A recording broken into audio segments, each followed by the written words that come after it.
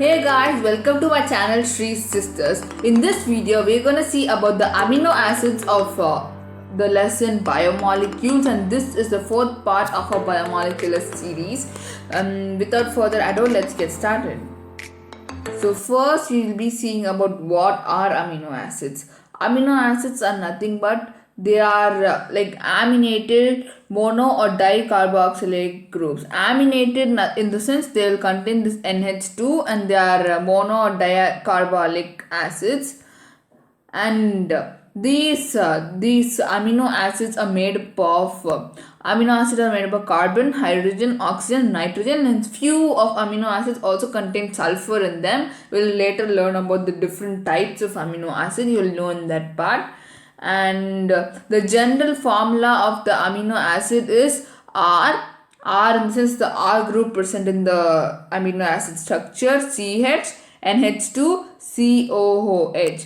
As you can see, it will contain the R group, carboxylic groups, the amino group, and the COOH, like the different groups and the atoms respectively.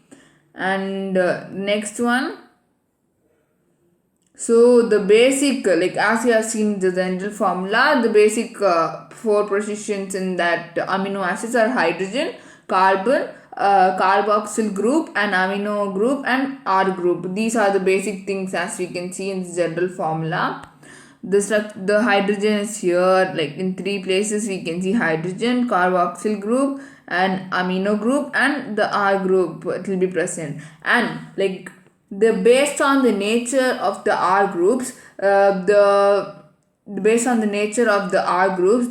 amino acids are like they are divided into many types, because R group means hydrogen, methyl, anything can come. So the structure of amino acid will be basically like this: COO minus. Sorry if my handwriting is bad.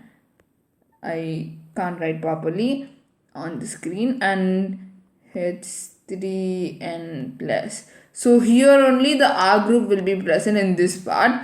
If the R group is H, it is called glycine. You have to remember this name, please note down. If the R group is H, the hydrogen, it is called glycine, you could say. I'm not sure about the pronunciation.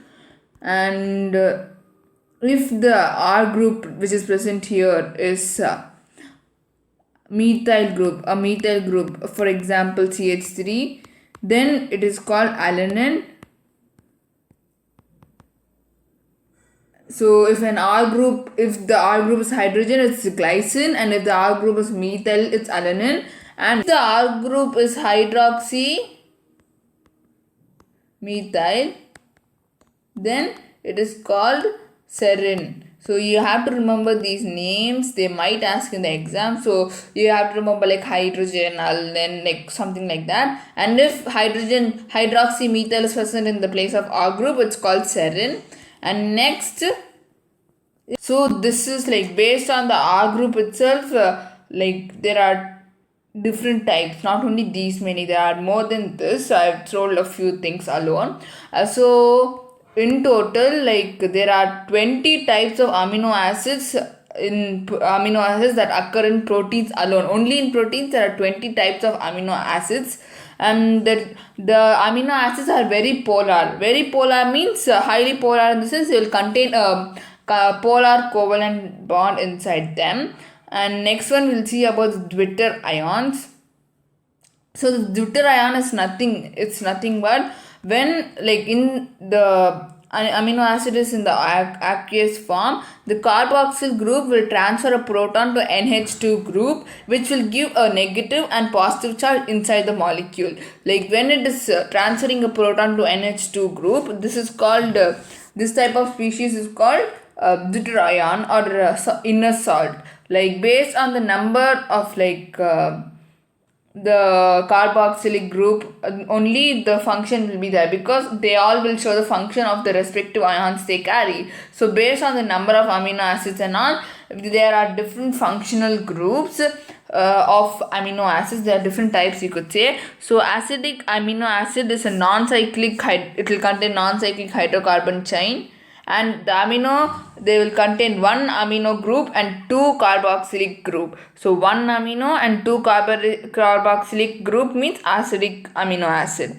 And basic amino acid is also non-cyclic hydrocarbon chain, and it will contain two amino and one carboxylic. So two amino and one carboxylic group will go for basic amino acid. Neutral means it will contain one amino and one carboxylic group, then only it is neutral. Sulfur containing amino acid, like we have discussed in the first episode, that few will contain sulfur. So those few amino acids are called sulfur containing amino acids. There's no special name, but it's there. So the aromatic amino acid is nothing but ring-like structure or a cyclic structure, like a planet has rings, right? Something like that you could relate. So it will contain a cyclic or ring structure. We can find it in the hydrocarbon chain side of the structure. So these are the types. Now I will tell a few examples which I haven't typed. Please note it down. So the example for acidic amino acid is nothing but one amino and two carboxylic. So the examples are glucamic acid and aspartic acid. Sorry for my handwriting. And the basic amino acids examples are lysine and arginine. Basic amino acid is nothing but they'll contain two amino and one carboxylic. They are only called basic amino acid. And next, the neutral amino acid will contain both one amino, one carboxylic group. They are called neutral amino acid. For example, like glycine, we have seen that one before, and alanine and valine, and sulfur containing example like methionine and cysteine. They are all sulfur containing. Methionine and cysteine, they are all sulfur containing. Aromatic amino acid is nothing but they'll have a ring like structure around them.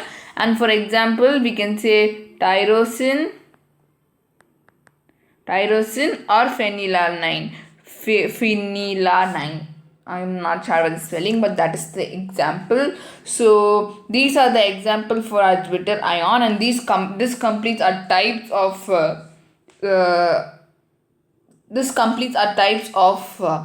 amino acids also based on the number. So this is it for the end of the video, guys. Thank you so much for watching this video. And if you want notes based on this chapter, go follow the Instagram account which is given in the description box below. You'll get a detailed summary note for every video I make. And thank you so much for watching. I'll meet you guys in the next video. Bye.